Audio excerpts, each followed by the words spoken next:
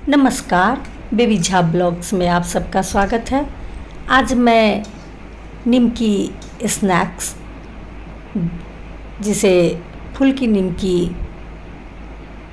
कहकर भी बुला सकते हैं, तो वो बना रही हूँ।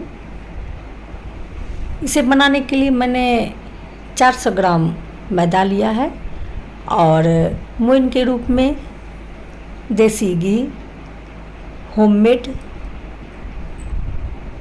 अजवाइन क्रश करके, साबुत जीरा और कलौंजी, जिसे मंगरेल भी कहकर बुलाते हैं, और नमक, टेस्ट के अकॉर्डिंग नमक, ये सब ऐड करके इसे अच्छी तरह से मिला लेती हूँ।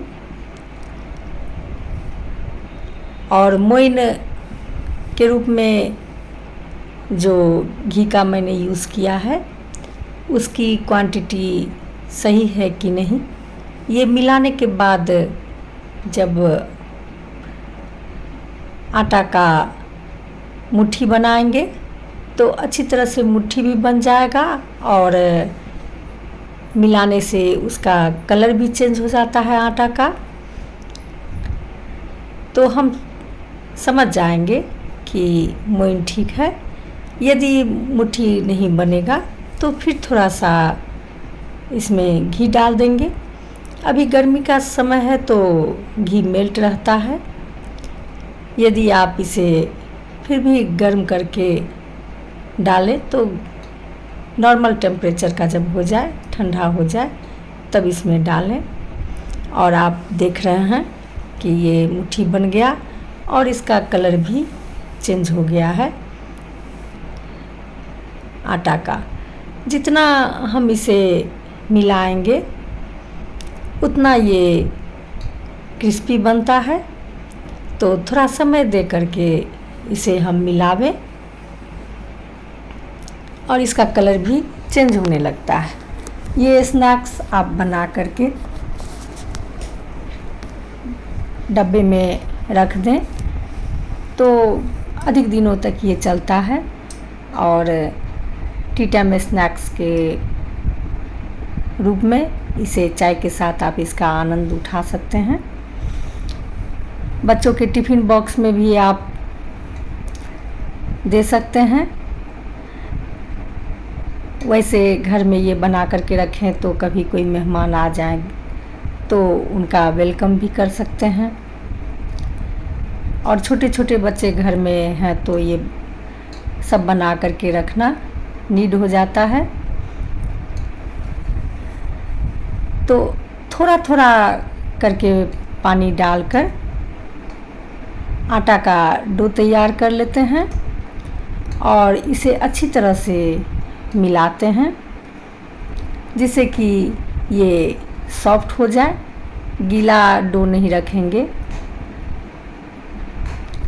और इस तरह से इसे पीट पीट कर, मसल कर, तोड़ कर इस डो को सॉफ्ट करते हैं जिससे कि निमकी फुला फुला हो। ये फुल्की निमकी बना रही हूँ मैं, तो ये फूल की तरह खिला खिला रहता है, वाइट वाइट, दिखने में भी बहुत ही लाजवाब लगता है और खाने में भी बहुत ही क्रिस्पी लगता है।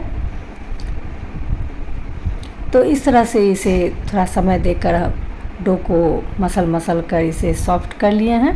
ऊपर से थोड़ा सा फिर घी डाल देते हैं और घी डालने से ये हार्ड नहीं होता है, सूखता नहीं है। और इसे एक बार और अच्छी तरह से मसल लेते हैं और ढक देते हैं। करीब 20 से 25 मिनट के लिए इसे ढककर छोड़ देते हैं जिससे कि मैदा अच्छी तरह से फूल जाए और सॉफ्ट हो जाए।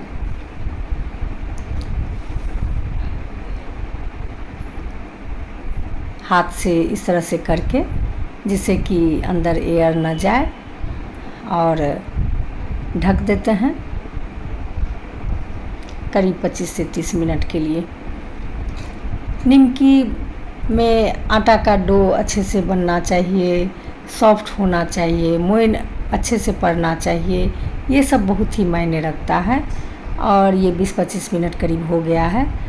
इसे 1-2 बार और मसल लेते हैं।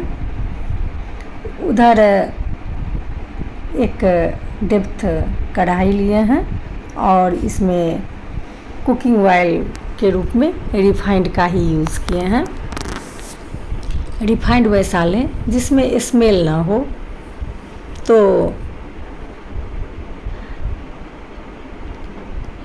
अब सारे का लोई बना लेते हैं। लोई को थोड़ा मोटा ही थिक ही रखेंगे, थोड़ा अधिक करके लोई लेंगे और उसका पेड़ा बना लेंगे। और इसमें मैंने कोई आटा उटा नहीं लगाया है। इस पेड़ा में बिना आटा का ही मैं इसे बेल रही हूँ, क्योंकि इसमें मोइन अच्छी तरह से पड़ा हुआ है तो ये अच्छे से बेला जाता है। और यदि आप आटा लगाते हैं तो इसे रिफाइंड भी ख़राब हो जाता है, उसमें कालापन आ जाता है। तो इसलिए मैंने आटा नहीं लगाया और आटा लगाने की ज़रूरत भी नहीं इसमें पड़ी। और इस तरह से थोड़ा चौड़ाई में लंबे लंबे शेप में काट लेते हैं, लैटिट्यूडनल इस तरह से। और फिर दूसरे तरफ से भी इसे कट कर लेते हैं जिससे स्क्वायर के शेप में ये आए। और एक क्यूब को उठाते हैं और तिरछा करके इसे मोड़ देते हैं और फिर उसके जस्ट अपोजिट साइड से इसे मोड़ देते हैं। और आप देख सकते हैं कि ये कितना सुंदर फूल के तरह ये तैयार हो गया। इसी तरह से सारे को करेंगे। और इसके अपोजिट साइड से इस तरह से मोड़ दिए और दाब देते हैं जिससे कि ये फूले नहीं। ट्रायंगल में आ गया और इसके अपोजिट साइड से दोनों कोना को पकड़ के और इस तरह से सारे का फूल बना लेते हैं। और जब बेलेंगे तो थिक ही रखेंगे, ज़्यादा पतला नहीं करेंगे और न ज़्यादा मोटा ही करेंगे, इस तरह से। और इसे दाब देते हैं थोड़ा और ये फूल का डिज़ाइन बन जाता है।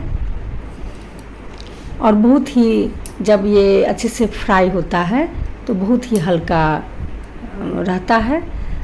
अब चेक कर लेते हैं कि रिफाइंड अच्छे से गर्म हो गया है। जब अच्छी तरह से गर्म हो जाए, आप देख रहे हैं कि इसमें डालते ही ये बबल्स ये सब निकलने लगा, इसका मतलब अच्छे से गर्म हो गया था। तो फ्लेम को जब हम इसमें डालें तो फ्लेम को लो करके डालें। फ्लेम को लो करके डालेंगे तो नीचे से ये जलेगा नहीं। और लो ही रहने दें। और फिर आप देखिए इसे लो टू मीडियम करके इस तरह से इसे फ्राई कर लेते हैं। और ये कितना फूल गया है, नज़दीक से देखिए कि ये बहुत ही फूल गया है। तो अच्छी तरह से यदि हम डो तैयार करते हैं तो ये मखान की तरह फूल जाता है। कलर भी देखिए तो बहुत ही क्रिस्पी बनता है और बहुत ही टेस्टी बनता है। ये थोड़ा हल्का ब्राउन कर लिए हैं जिससे सुंधा सुंधा टेस्ट आए। और एक छन्ना में इसे निकाल लेते हैं। और इसी तरह से हम जितना भी आटा है सबका इसी तरह से हम बना लेंगे। पहले बना कर रख लेंगे और उसके बाद इसे फ्राई करेंगे। तो जितना देर में फ्राई हुआ है उतना देर में एक बार और मैं इसे बना कर रख ली हूँ। और फ्लेम को लो पर रख लेंगे। उसके बाद सारे को डालेंगे। और एक बार जब अच्छे से फ्राई कर लें तो उस पर काला नमक और थोड़ा सा भुना जीरा पाउडर और थोड़ा सा चाट मसाला पाउडर, ये तीनों को डाल दें। अभी गर्म है इसलिए, और इसे अच्छी तरह से मिला लें और फिर दोबारा जब फ्राई करें तो इसके ऊपर से डालेंगे तो फिर इसमें थोड़ा थोड़ा सब कुछ छिड़क देंगे, और नहीं तो इसे साइड कर देते हैं। और इसके बीच में जो मसाला है उस मसाला में गर्म है, इसलिए वो मसाला पूरा इस फुल्की में अच्छे से सट जाता है, तो ज़्यादा मसाला छिड़कने की ज़रूरत भी नहीं पड़ती है। और फिर इसी तरह से सारे को फ्राई करके जब सारा फ्राई हो जाए तो इसके ऊपर से फिर थोड़ा सा काला नमक और चाट मसाला और भुना जीरा पाउडर, जिसमें लाल मिर्च भी पाउडर बनाया है, तो उसे भी थोड़ा हल्का रोस्ट करके पाउडर बना लिए थे। तो ये सब को डाल देने से ये बहुत ही चटपटा लगता है, जैसे कुरकुरे ये सब खाते हैं उस तरह का टेस्ट लगता है। और चटपटा के साथ साथ ये क्रिस्पी भी बहुत होता है और दिखने में भी अच्छा लगता है ये, और खाने में भी बहुत ही टेस्टी लगता है और बहुत ही ये हल्का हो जाता है। तो यदि आप इस तरह से नहीं बना है तो एक बार अवश्य बना कर देखिएगा। ये छोटा छोटा समोसा के डिज़ाइन में दिखता है, और बनाकर चाय के साथ इसका आनंद उठा सकते हैं। ट्रैवल में इसे ले जा सकते हैं, और बच्चों के लिए आप बनाकर रख दें तो बच्चे भी प्रसन्न रहेंगे, कभी कभी अपना खाते रहेंगे। और टिफ़िन बॉक्स में भी इसे आप बच्चों को दे सकते हैं। तो कैसे लगी मेरी वीडियो? पसंद आ रही हो तो लाइक कीजिए, सब्सक्राइब कीजिए।